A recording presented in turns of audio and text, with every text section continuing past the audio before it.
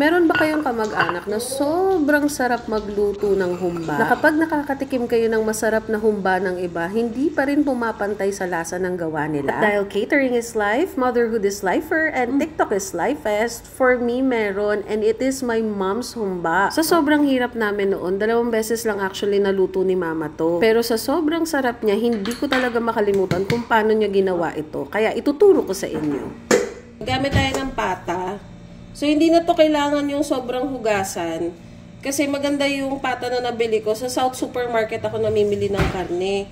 Ang pangit kasi pag yung sa SM, parang nangingitim lagi yung mga karne sa SM. Kaya the best talaga sa South Supermarket.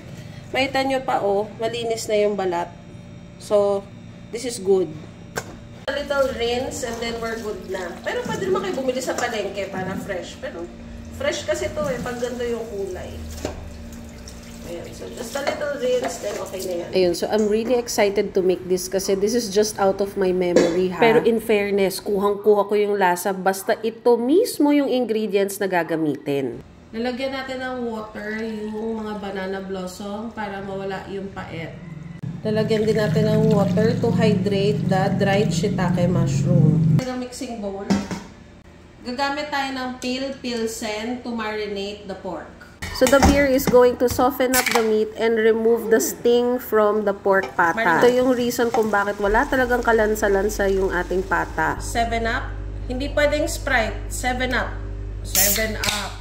7-Up has lemony flavor and sweetness and will also soften up the pata, giving it nakakagigil na lasa. Syrup ng pineapple chunks. This is to make it sticky and sweet. And I guess, para hindi rin mabilis mapanis. Marinate the pata for 1.5 hours.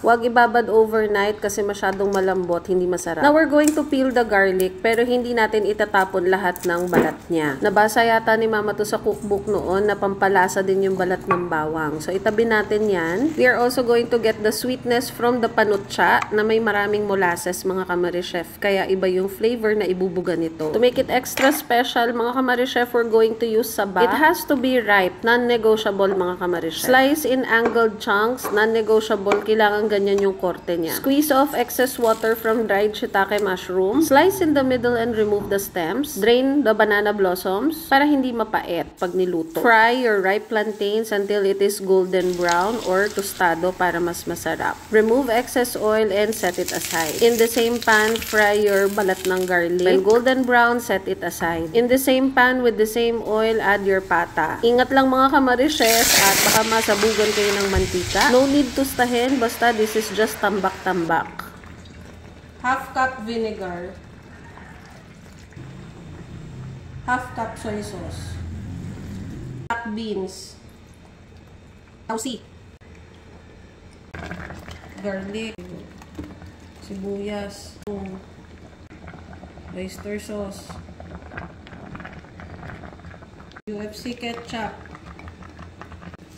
laurel, magic potion, pepper, little lang, 1 cup pinagbabago,